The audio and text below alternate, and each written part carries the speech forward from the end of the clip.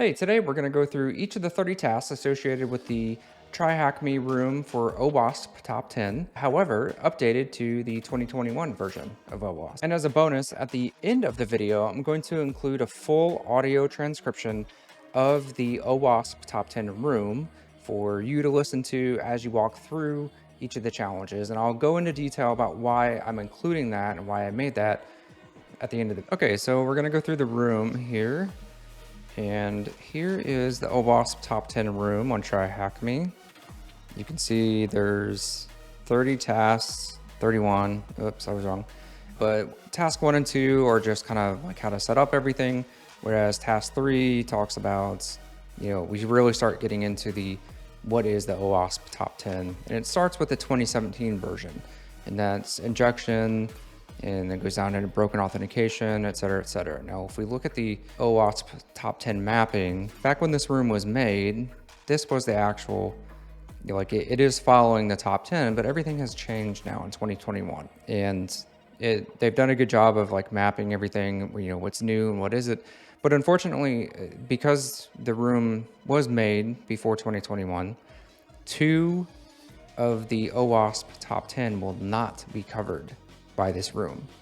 So that is incredibly important to know, that if somebody is trying to get into what you would consider like a pen test role or something, and they ask you about all the OWASP Top 10 and you list the 2017 version, it could be used against you, because if you think that you've gone through the room and you're like, oh, this is great, you're actually only going to go through 8 in the OWASP Top 10 room. So, okay. All right, so we will go ahead and get started here with injection. Now, what was interesting about injection, previously it was called injection, right? And if you go up here to OWASP Top 10, it's now called injection. So that one's pretty easy. For injection, the two main, well, there are actually 3 CWEs. Okay, so the first CWE that I saw in the room was CWE 20, which is improper input validation. The second CWE that I saw was improper neutralization of special elements used in a command. And the last one was CWE 78, improper neutralization of special elements used in an OS command. So if you go over here to injection and we take a look, right, you get on here to the bottom, you can read all about these CWEs, CWE 20, 77, and 78. We can look at these. It kind of tells you all about them. Why this is important is if you are a pen tester and you're preparing a pen test report, you can't just say, oh yeah, like it was the injection part of OWASP. They're going to want to know the CWEs or any specific CVEs that went with it. And that's what this, mapping to the CWEs and everything goes into. So for the injection route, it was CWE 20, improper input validation, CWE 77, improper neutralization of special elements used in a command injection, CWE 78, OS command. So as you go through this, you'll be able to fully understand what this person's walking through and how you can issue these commands. And you'll know specifically what CWEs they mapped to. The second one that we went through was broken authentication, which was actually remapped in 2021 to identification and authentication failures. So with identification and authentication failures, previously broken authentication, 2 CWEs and 1 CAPEC. Now CAPEC is also something that MITRE uses. That's more of a specific capability. That's even more granular than a CWE. So we'll get into that. The first one is CWE 620. That's an unverified password change. The second one is improper authentication, CWE 287. And I also found a specific CAPEC ID, CAPEC 151, which was for identity spoofing. So let's just check this out real quick. So if we go into, where are we at here? Broken authentication, identity and authentication failures. It's number 777. You go in here, right? So we see the CWEs, the ones that we had picked out for this were 620 and 287 and 620.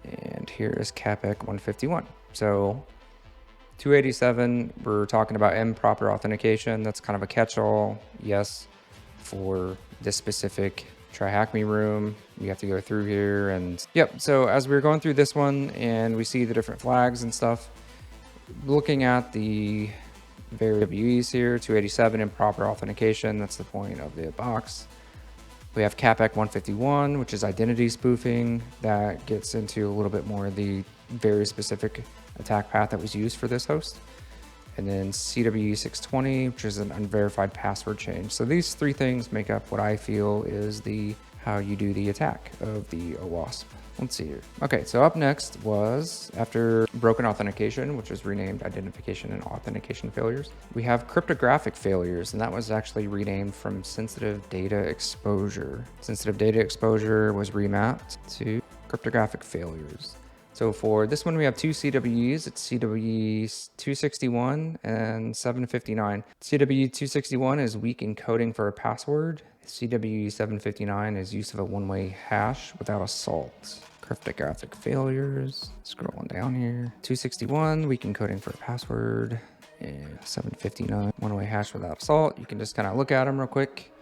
Obscuring a password with a trivial encoding and use of a one-way hash without assault. Absolutely. That's, these two CWEs make up the core of these tasks. Okay, on to severity 4, which is XML external entity. Okay, so XML external entity was renamed or added to security misconfigurations. So XML external entity, you have here remapped security misconfigurations. Most of these only really have two CWEs from now on. So for security misconfigs, the CWEs are 526 and 611. And that is exposure of sensitive information through environment variables, and CWE 611, improper restriction of XML external entity interface. So number 5, security misconfigurations. Go down here, let's see, 526 and 611. 526, 611. You can read all about them, all the different, if there's any CAPEX there. I mean, this one, previously it was just XML, so it's got its own CWE now for XML external entities, but there was a couple other things in there that I thought mapped to the CVEs kind of well. Okay, so what do we got next? We got broken access control. Broken access control, I don't believe was remapped. Broken access control is actually moved up from 5 to 1. So that's kind of cool. Okay, let's get into it. So for broken access control, that is CWE 425, direct request forced browsing, and CWE 200, exposure of sensitive information to unauthorized actors. Broken access control. Let's go check this out. Let's see, 425 and 200, forced browsing, 200. So with forced browsing, this is just my interpretation of some of the exercises on this specific task for broken access control. And then also CWE 200, which is exposure of sensitive information to an unauthorized actor. So yeah, so there's broken access control, obviously let somebody get somewhere where they shouldn't. And you could tell maybe a little bit by the CWE 425 that the way that they got there was just by, kind of manually putting in the web address. Okay, so after broken access control is security misconfigurations. That apparently is the same security misconfiguration here. And for that one, there was only one CWE, that was CWE 260, and that was passwords and a configuration file. This configurations 5, map them all around here. 260, words config file. Yep, there we go. So as you walk through that specific task for security misconfigurations, that's really, if you're writing up a pen test report or something, that's the CWE that would be called out. Okay, what is next? Okay, in the 2017 version here, we went with cross-site scripting. That's task 7, but it actually has quite a bit of stuff that goes with it. So that was changed, if we remember, to injection. So cross-site scripting was changed and added to injection attacks. So injection was added to injection, and cross-site scripting was also added to injection as well. And for that one, we have CWE 80, CWE 644, CWE 80, improper neutralization of a script-related HTML tags in a web page. CWE 644, improper neutralization of HTTP headers for scripting syntax. So everything that you would expect for cross-site scripting. HTML, and let's see, 80 and 644, and 80. 644, yep, you're able to post something using HTTP headers or HTTP-like syntax that one's a little bit of a stretch. Number 80, your CWE 80 is pretty much the real one here, and that's your basic cross-site scripting, and you know, HTML tags were allowed. Okay, so we are moving on. Insecure deserialization was changed to software and data integrity failures. Where we at? Right here. This is new for 2021. So this is software and data integrity failures. Let's go and bring this up. So for this one, there were two CWEs that I found, CWE 502 and 565. 502 is deserialization of untrusted data. 565 is reliance on cookies without validation and integrity checking. 502, oops, okay, 502 and 565. Basically, if you walk through the tutorial for these, you'll see that you're able to modify data. The server doesn't, you know, verify where it's coming from, and it accepts it, and that goes into 565 too. You're able to modify cookies, and the server just accepts the cookies that are sent over. So if you were doing a pen test report, that is what would be written up. Now the next one here is components with known vulnerabilities. This was actually changed in 2021 to vulnerable and outdated components. Using components with known vulnerabilities was changed to vulnerable and outdated components. Now this one was kind of interesting to walk through. There's one CWE and one CVE. Okay, so when you get to some like the CWEs for vulnerable and outdated components, there's not many of them. You just look here, you're not going to see a lot, right? So CWE 104, use of unmaintained third-party components. Sometimes it happens. You know, you're running software and you're using something that's really old and there's no way to fix it. But people don't realize that. Now, because of the way that this tutorial worked, really, if you're writing a pen test report, you would also include the CVE that you use to exploit the vulnerability. You know, it's vulnerable to the CVE. Anytime you can use a CVE, they're also included. So for this one, it would be important to make sure that the CVE is also included. And there is no CVE for this particular task. However, if it was a true program that was, you know, published on the web and everything, it would have a CVE for it for this kind of attack. So that's one of those, just it should be there, but it isn't. But in the real world, you would use it. Okay, last one is insufficient logging and monitoring. Now this one is more of it doesn't actually have a room. You just download this stuff and kind of look through it. And there's only one CWE for this one. It was actually changed to security and monitoring logging failures.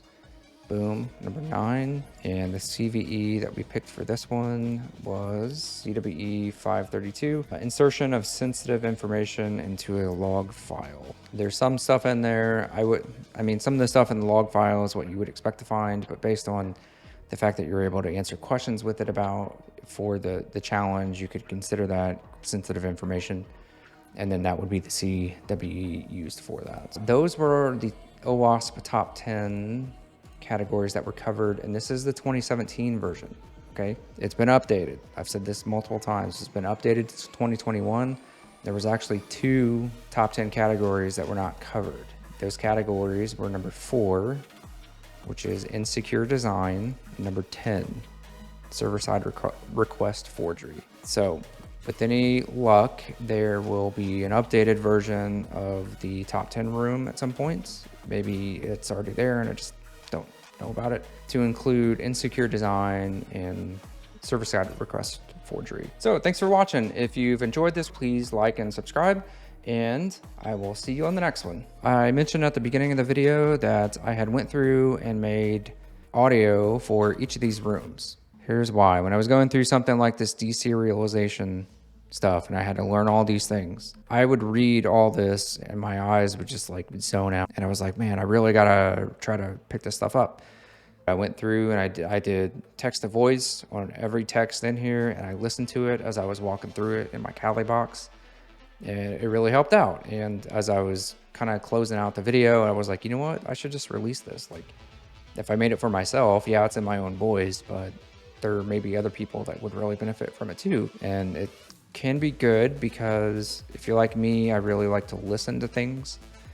I can hear them, and if I can hear it at least once, it just stays in my head a lot better. I've actually found it pretty helpful. As I was going through some of the boxes on the Kali machine, I could focus on the box itself, what I was supposed to be doing, I would hear myself and I was like, okay, I got to do this, I got to do this, I got to do this, as opposed to having to go back and forth, read, okay, what I do next, what I do next. I was able to just go, and that helped me get through those rooms a little bit quicker.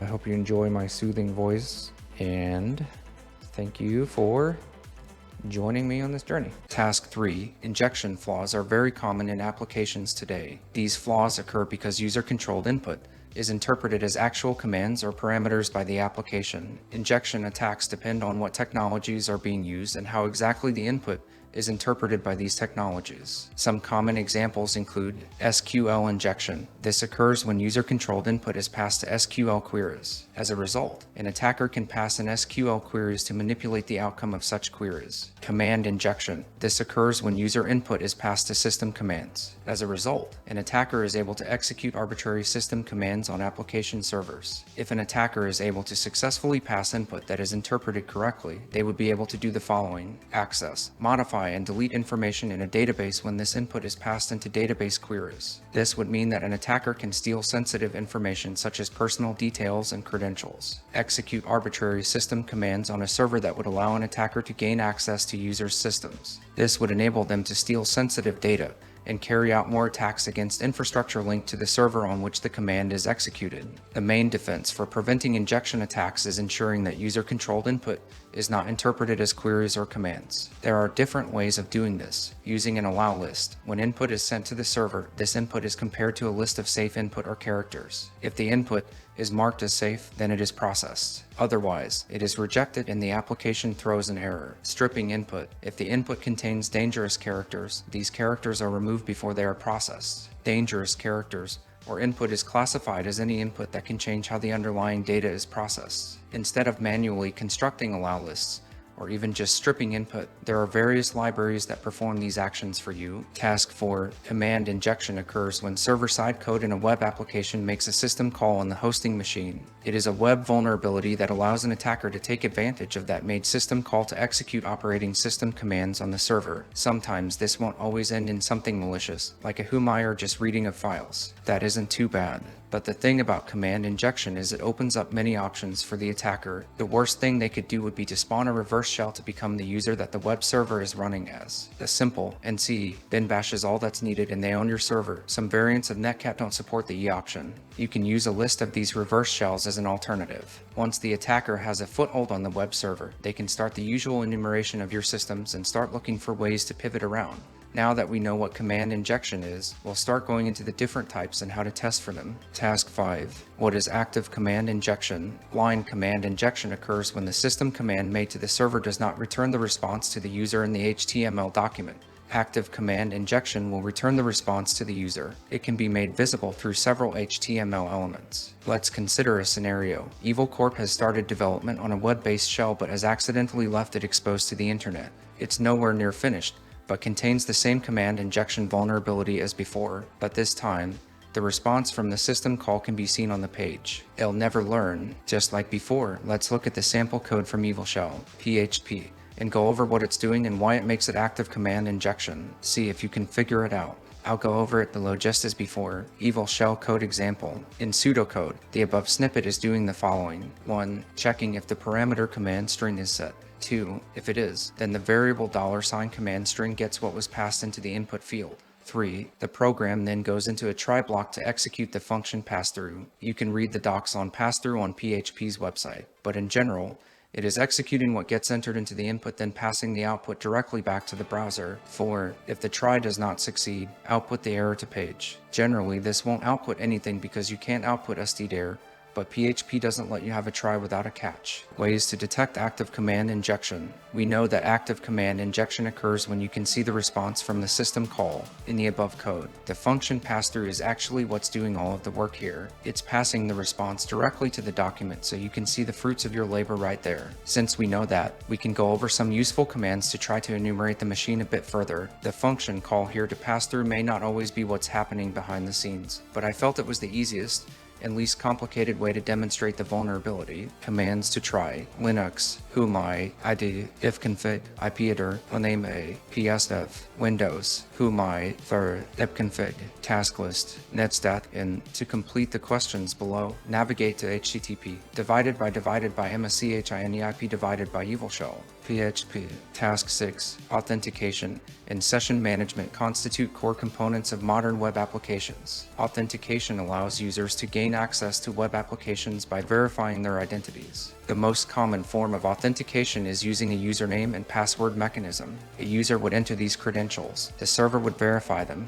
If they are correct, the server would then provide the user's browser with a session cookie. A session cookie is needed because web servers use HTTP to communicate, which is stateless. Attaching session cookies means that the server will know who is sending what data. The server can then keep track of users' actions. If an attacker is able to find flaws in an authentication mechanism, they would then successfully gain access to other users' accounts. This would allow the attacker to access sensitive data. Some common flaws in authentication mechanisms include brute force attacks. If a web application uses usernames and passwords, an attacker is able to launch brute force attacks that allow them to guess the username and passwords using multiple authentication attempts. Use of weak credentials. Web applications should set strong password policies. If applications allow users to set passwords such as password 1 or common passwords, then an attacker is able to easily guess them and access user accounts. They can do this without brute forcing and without multiple attempts. Weak session cookies. Session cookies are how the server keeps track of users. If session cookies contain predictable values, an attacker can set their own session cookies and access users' accounts. There can be various mitigation for broken authentication mechanisms depending on the exact flaw. To avoid password guessing attacks, ensure the application enforces a strong password policy. To avoid brute force attacks, ensure that the application enforces an automatic lockout after a certain number of attempts. This would prevent an attacker from launching more brute force attacks. Implement multi-factor authentication. If a user has multiple methods of authentication, for example, using username and passwords and receiving a code on their mobile device, then it would be difficult for an attacker to get access to both credentials to get access to their account. Task 7, for this example, we'll be looking at a logic flaw within the authentication mechanism. A lot of times what happens is that developers forgets to sanitize the input given by the user in the code of their application, which can make them vulnerable to attacks like SQL injection. However, we are going to focus on a vulnerability that happens because of a developer's mistake but is very easy to exploit, i.e. re-registration of an existing user. Let's understand this with the help of an example. Say there is an existing user with the name admin and now we want to get access to their account, so what we can do is try to re-register that username but with slight modification. We are going to enter admin. Now when you enter that in the username field and enter other required information like email ID or password and submit that data, it will actually register a new user, but that user will have the same right as normal admin. That new user will also be able to see all the content presented under the user admin. To see this in action, go to HTTP, divided by MSCHINEIP 8888 and try to register a username there. You'll see that user already exists. So then try to register a user Darren and you'll see that you are now logged in and will be able to see the content present only in Darren's account, which in our case is the flag that you need to retrieve. Task 8. When a web app accidentally divulges sensitive data, we refer to it as sensitive data exposure. This is often data directly linked to customers, but could also be more technical information, such as usernames and passwords. At more complex levels, this often involves techniques such as a man-in-the-middle attack, whereby the attacker would force user connections through a device which they control, then take advantage of weak encryption on any transmitted data to gain access to the intercepted information. Of course, many examples are much simpler, and vulnerabilities can be found in web apps which can be exploited without any advanced networking knowledge. Indeed, in some cases, the sensitive data can be found directly on the web server itself. The web application in this box contains one such vulnerability. Deploy the machine, then read through the supporting material in the following tasks as the box boots up. Task 9. The most common way to store a large amount of data in a format that is easily accessible from many locations at once is in a database. This is obviously perfect for something like a web application, as there may be many users interacting with the website at any one time. Database engines usually follow the structured query language syntax. However, alternative formats are rising in popularity. In a production environment, it is common to see databases set up on dedicated servers, running a database service such as MySQL or MariaDB. However, databases can also be stored as files. These databases are referred to as flat file databases, as they are stored as a single file on the computer. This is much easier than setting up a full database server, and so could potentially be seen in smaller web applications. Accessing a database server is out with the scope of today's task, so let's focus instead on flat file databases. As mentioned previously, flat file databases are stored as a file on the disk of a computer. Usually this would not be a problem for a web app, but what happens if the database is stored underneath the root directory of the website? Well, we can download it and query it on our own machine with full access to everything in the database. Sensitive data exposure indeed. That is a big hint for the challenge, so let's briefly cover some of the syntax we would use to query a flat file database. The most common format of flat file database is an SQLite database. These can be interacted with in most programming languages and have a dedicated client for querying them on the command line. This client is called SQLite 3 and is installed by default on Kali. Let's suppose we have successfully managed to download a database. We can see that there is an SQLite database in the current folder. To access it, we use SQLite 3. From here, we can see the tables in the database by using the tables command. At this point, we can dump all of the data from the table, but we won't necessarily know what each column means unless we look at the table information. First, let's use PRAGMA table info to see the table information.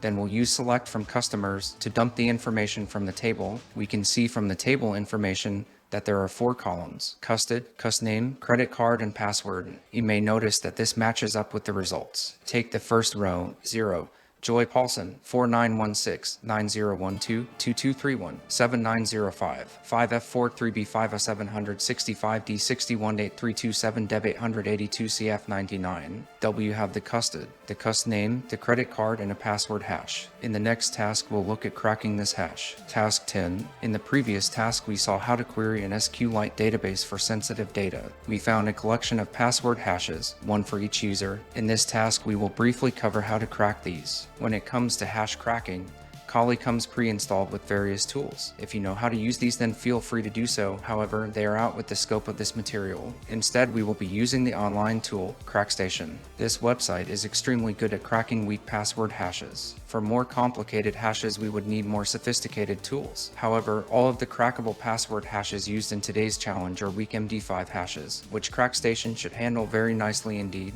When we navigate to the website, we are met with the following interface. Let's try pasting in the password hash for Joy Paulson, which we found in the previous task. We solve the CAPTCHA, then click the Crack Hashes button. We see that the hash was successfully broken and that the user's password was password. How secure? It's worth noting that CrackStation works using a massive word list. If the password is not in the word list, then CrackStation will not be able to break the hash. The challenge is guided, so if CrackStation fails to break a hash in today's box, you can assume that the hash has been specifically designed to not be crackable. Task 11. It's now time to put what you've learned into practice. Answer the questions below. Have a look around the web app.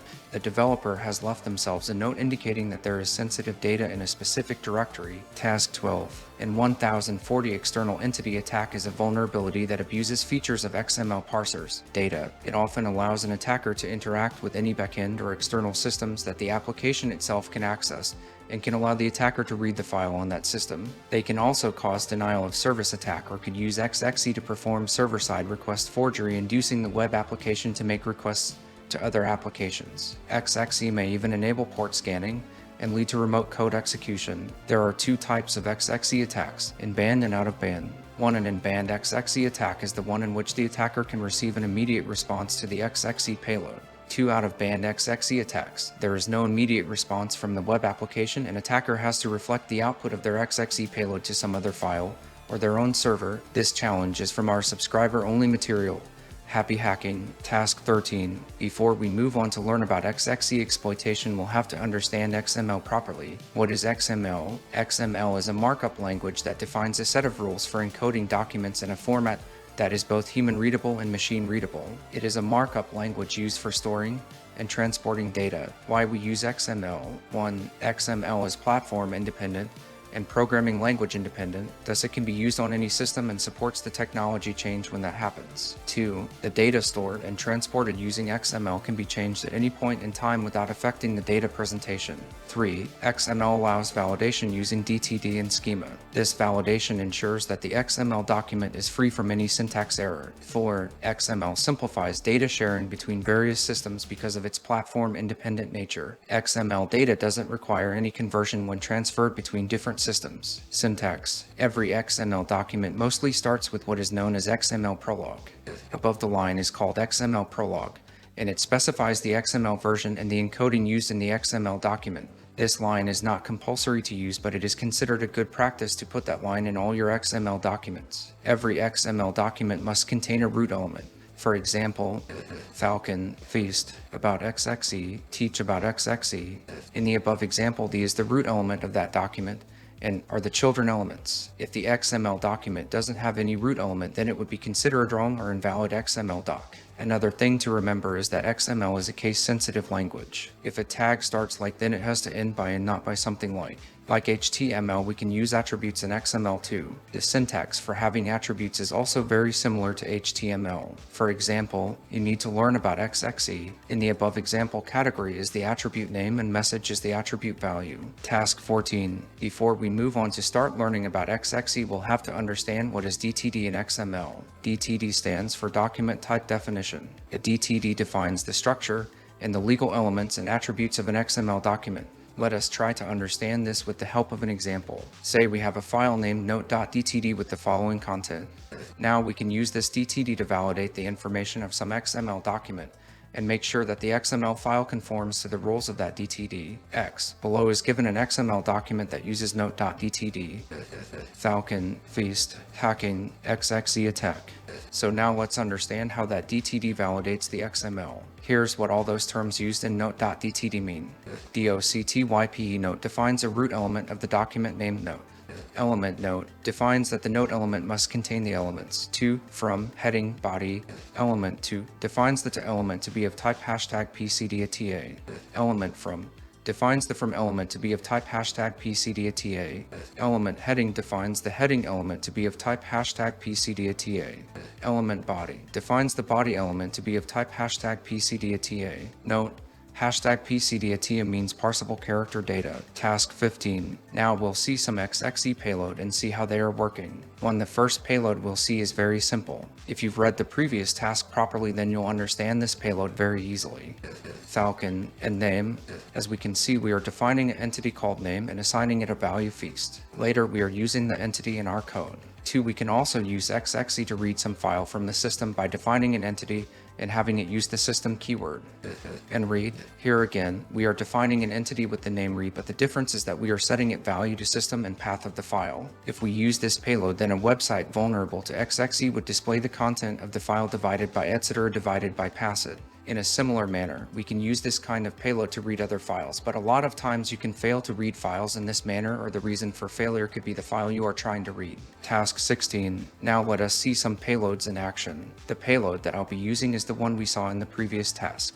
Let's see how the website would look if we'll try to use the payload for displaying the name. On the left side, we can see the burp request that was sent with the URL encoded payload, and on the right side we can see that the payload was able to successfully display name Falcon Feast. Now let's try to read the divided by etc divided by passed. Task 17. Websites have pages that are protected from regular visitors. For example, only the site's admin user should be able to access a page to manage other users. If a website visitor is able to access the protected page, pages that they are not authorized to view, the access controls are broken. A regular visitor being able to access protected pages can lead to the following: being able to view sensitive information, accessing unauthorized functionality. OWASP have listed a few attack scenarios demonstrating access control weaknesses. Scenario number 1. The application uses unverified data in a SQL call that is accessing account information. PSDMT. Set string. Set results equals PSDMT. Execute query. An attacker simply modifies the ACK parameter in the browser to send whatever account number they want. If not properly verified, the attacker can access any user's account. http example.com/app/account-info. Scenario number 2. An attacker simply force browses to target URLs. Admin rights are required for access to the admin page. http example.com/app/get-appinfo. http example.com/app/admin-get-appinfo. If an unauthenticated user can access either page, it's a flaw. If a non-admin can access the admin page, this is a flaw. To put simply, broken access control allows attackers to bypass authorization, which can allow them to view sensitive data or perform tasks as if they were a privileged user. Task 18. IDOR, or Insecure Direct Object Reference, is the act of exploiting a misconfiguration in the way user input is handled to access resources you wouldn't ordinarily be able to access. IDOR is a type of access control vulnerability. For example, let's say we're logging into our bank account, and after correctly authenticating ourselves, we get taken to a URL like this: https://example.com/bank.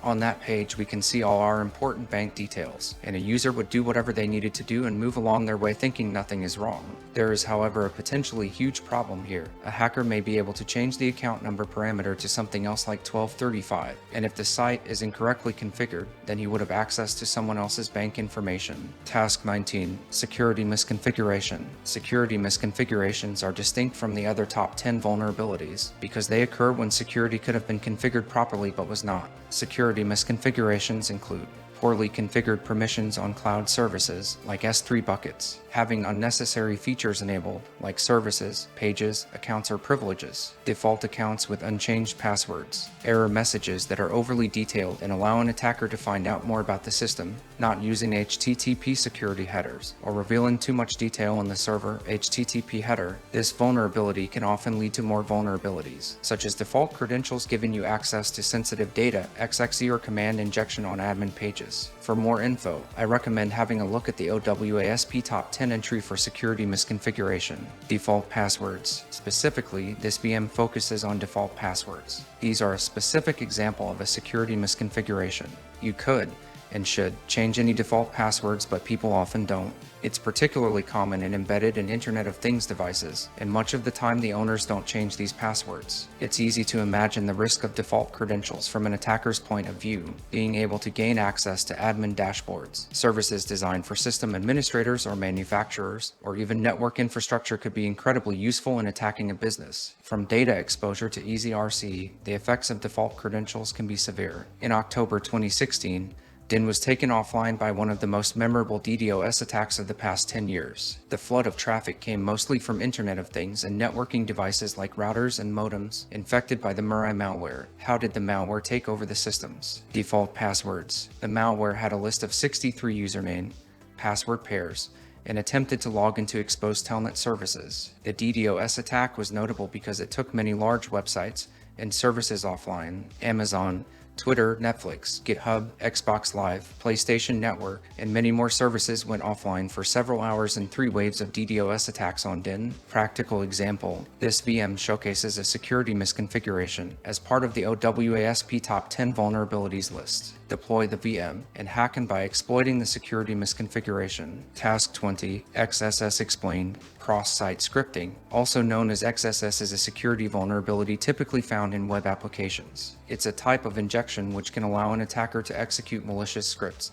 and have it execute on a victim's machine. A web application is vulnerable to XSS if it uses unsanitized user input. XSS is possible in JavaScript, VBScript, Flash, and CSS. There are 3 main types of cross-site scripting. Stored XSS, the most dangerous type of XSS. This is where a malicious string originates from the website's database. This often happens when a website allows user input that is not sanitized when inserted into the database. Reflected XSS, the malicious payload, is part of the victim's request to the website. The website includes this payload in response back to the user. To summarize, an attacker needs to trick a victim into clicking a URL to execute their malicious payload. DOM-based XSS. DOM stands for Document Object Model and is a programming interface for HTML and XML documents. It represents the page so that programs can change the document structure, style, and content. A web page is a document, and this document can be either displayed in the browser window or as the HTML source. For more XSS explanations and exercises, check out the XSS Room, XSS Payloads. Remember, cross-site scripting is a vulnerability that can be exploited to execute malicious JavaScript on a victim's machine. Check out some common payloads types used. Pop-ups creates a hello world message pop-up on a user's browser. Writing HTML override the website's HTML to add your own. XSS keylogger, you can log all keystrokes of a user, capturing their password and other sensitive information they type into the web page. Port scanning, a mini local port scanner. XSSpayloads.com is a website that has XSS related payloads, tools, documentation, and more. You can download XSS payloads that take snapshots from a webcam or even get a more capable port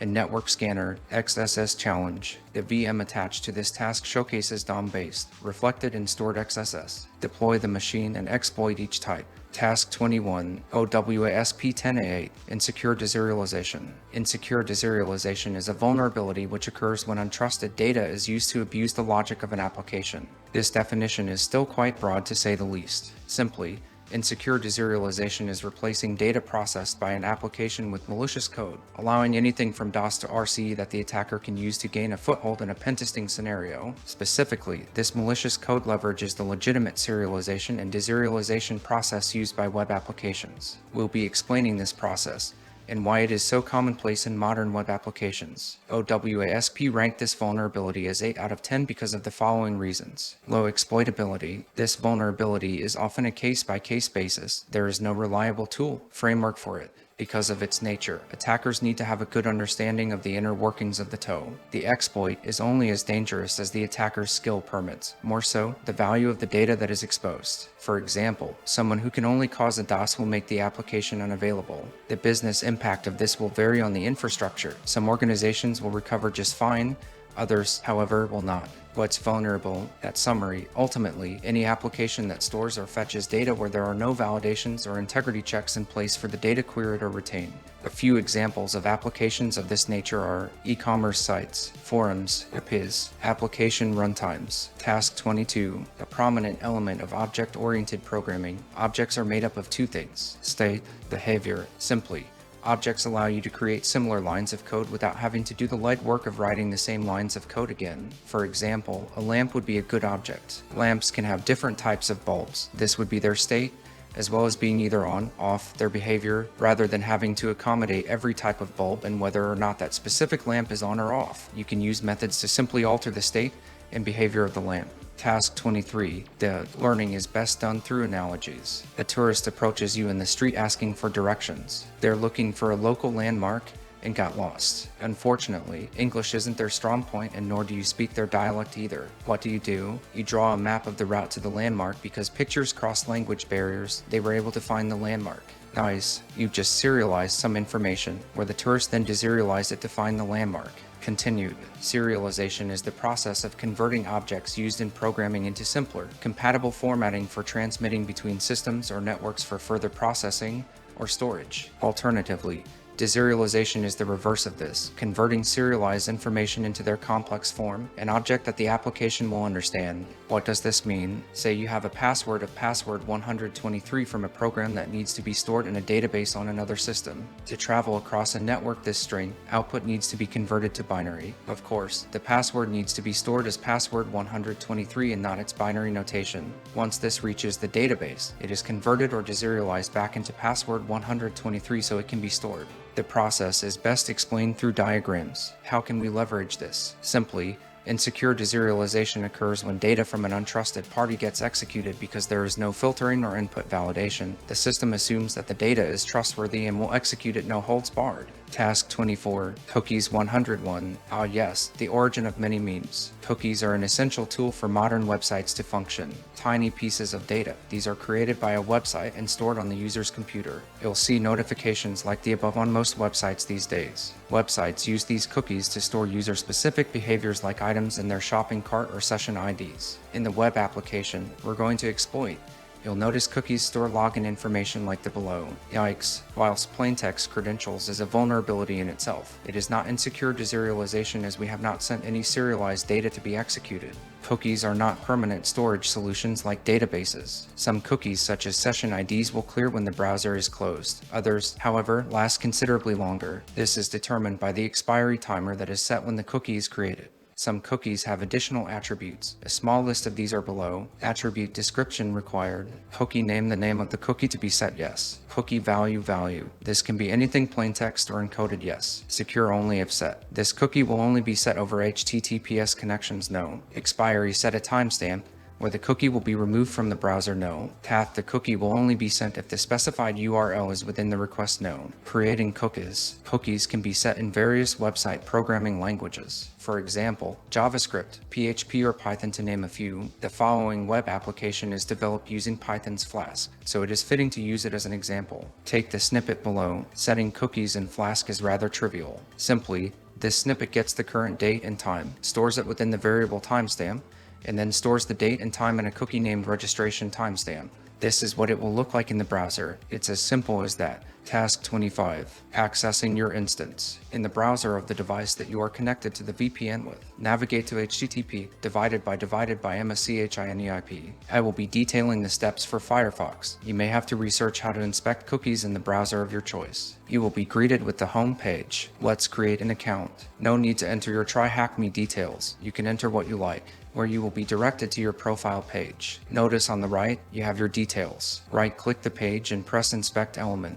Navigate to the Storage tab. Inspecting encoded data. You will see here that there are cookies are both plaintext encoded and base 64 encoded. The first flag will be found in one of these cookies. Modifying cookie values. Notice here that you have a cookie named user type. You are currently a user, as confirmed by your information on the MyProfile page. This application determines what you can and cannot see by your user type.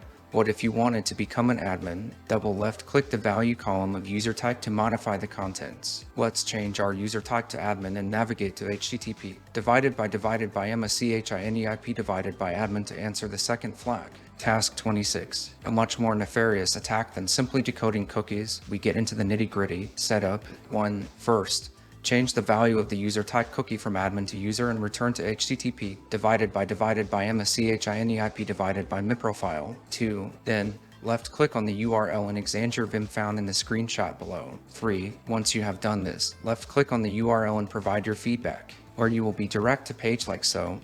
What makes this form vulnerable? If a user was to enter their feedback, the data will get encoded and sent to the Flask application. However, the application assumes that any data encoded is trustworthy. But we're hackers. You can only trust us as far as you can fling us. Although explaining programming is a bit out of scope for this room, it's important to understand what's going on in the snippet below. When you visit the exchange your Vim URL, a cookie is encoded and stored within your browser, perfect for us to modify. Once you visit the feedback form, the value of this cookie is decoded and then deserialized. In the snippet below, we can see how the cookie is retrieved and then deserialized via pickle. Loads. This vulnerability exploits Python pickle, which I have attached as reading material at the end of the room. We essentially have free reign to execute whatever we like, such as a reverse shell. The exploit. Now I'm not going to leave you hanging dry here. First, we need to set up a netcat listener on our Kali. If you are a subscriber, you can control your own in-browser TRYHACKME Kali machine. Because the code being deserialized is from a base 64 format, we cannot just simply spawn a reverse shell. We must encode our own commands in base 64 so that the malicious code will be executed. I will be detailing the steps below with provided material to do so. Once this is complete, copy and paste the source code from this Python file to your Kali and modify the source code to replace your YOURTRYHACKME VPN IP with your TRYHACKME VPN IP. This can be obtained via the access page. 1. Create a Python file to paste into. I have used rc.py for these examples. 2. Paste the code from the GitHub site, replacing YOURTRYHACKME VPN IP with your TRYHACKME VPN IP from the access page. 3. Execute rc.py via Python 3rc.py. flag.py. 4. Note the output of the command. It will look something similar to this. 5. Copy and paste everything in between the two speech marks. In my case, I will copy and paste. 6. Paste this into the encoded payload cookie in your browser. 7. Ensure our netcat listener is still running. 8. Refresh the page. It will hang. Refer back to your netcat listener. If you have performed the steps correctly, you will now have a remote shell to your instance. No privilege escalation involved. Look for the flag.txt flag. Task 27. Occasionally, you may find that the entity that you're pen testing is using a program that already has a well-documented vulnerability. For example, let's say that a company hasn't updated their version of WordPress for a few years, and using a tool such as WPScan, you find that it's version 4.6. Some quick research will reveal that WordPress 4.6 is vulnerable to an unauthenticated remote code execution exploit, and even better, you can find an exploit already made on ExploitDB. As you can see, this would be quite devastating, because it requires very little work on the part of the attacker as oftentimes since the vulnerability is already well known. Someone else has made an exploit for the vulnerability. The situation becomes even worse when you realize that it's really quite easy for this to happen. If a company misses a single update for a program they use, they could be vulnerable to any number of attacks. Hence, OWASP has rated this a 3 on the prevalence scale. It is incredibly easy for a company to miss an update for an application. Task 28. Recall that since this is about known vulnerabilities, most of the work has already been done for us. Our main job is to find out the information of the software and research it until we can find an exploit. Let's go through that with an example web application. Nostromo 196. What do you know? This server is using the default page for the Nostromo web server. Now that we have a version number and a software name, we can use ExploitDB to try and find an exploit for this particular version. Lucky us, the top result happens to be an exploit script. Let's download it and trying to get code execution. Running this script on its own actually teaches us a very important lesson. It may not work the first time. It helps to have an understanding of the programming language that the script is in, so that if needed you can fix any bugs or make any modifications, as quite a few scripts on ExploitDB expect you to make modifications. Fortunately for us, the error was caused by a line that should have been commented, so it's an easy fix. Fixing that, let's try and run the program again. Boom, we have RCE. Now it's important to note here that most scripts will just tell you what arguments you need to provide. Exploit developers will rarely make you read potentially hundreds of lines of codes just to figure out how to use the script. It is also worth noting that it may not always be this easy. Sometimes you will just be given a version number like in this case, but other times you may need to dig through the HTML source, or even take a lucky guess on an exploit script. But realistically, if it is a known vulnerability, there's probably a way to discover what version the application is running. That's really it. The great thing about this piece of the OWASP 10 is that the work is pretty much already done for us. We just need to do some basic research. And as a penetration tester, you're already doing that quite a bit. Task 29. The following is a vulnerable application. All information you need to exploit it can be found online. Note, when you find the exploit script, put all of your input in quotes. For example ID, task 30. When web applications are set up, every action performed by the user should be logged. Logging is important because in the event of an incident, the attacker's actions can be traced. Once their actions are traced, their risk and impact can be determined. Without logging, there would be no way to tell what actions an attacker performed if they gain access to particular web applications. The bigger impacts of these include regulatory damage. If an attacker has gained access to personally identifiable user information, and there is no record of this, not only are users of the application affected, but the application owners may be subject to fines or more severe actions depending on regulations. Risk of further attacks. Without logging, the presence of an attacker may be undetected. This could allow an attacker to launch further attacks against web application owners by stealing credentials, attacking infrastructure, and more. The information stored in logs should include HTTP status codes, timestamps, usernames, API endpoints, page locations, IP addresses. These logs do have some sensitive information on them, so it's important to ensure that logs are stored securely and multiple copies of these logs are stored at different locations. As you may have noticed, logging is more important after a breach or incident has occurred. The ideal case is having monitoring in place to detect any suspicious activity. The aim of detecting this suspicious activity is to either stop the attacker completely or reduce the impact they've made if their presence has been detected much later than anticipated. Common examples of suspicious activity includes multiple unauthorized attempts for a particular action, requests from anomalous IP addresses or locations. While this can indicate that someone else is trying to access a particular user's account, it can also have a false positive rate. Use of automated tools. Particular automated tooling can be easily identifiable, e.g., using the value of user agent headers or the speed of requests. This can indicate an attacker is using automated tooling. Common payloads. In web applications, it's common for attackers to use cross-site scripting payloads. Detecting the use of these payloads can indicate the presence of someone conducting unauthorized, malicious testing on applications. Just detecting suspicious activity isn't helpful. This suspicious activity needs to be rated according to the impact level. For example, certain actions will higher impact than others. These higher impact actions need to be responded to sooner, thus they should raise an alarm which raises the attention of the relevant party. Put this knowledge to practice by analyzing this sample log file.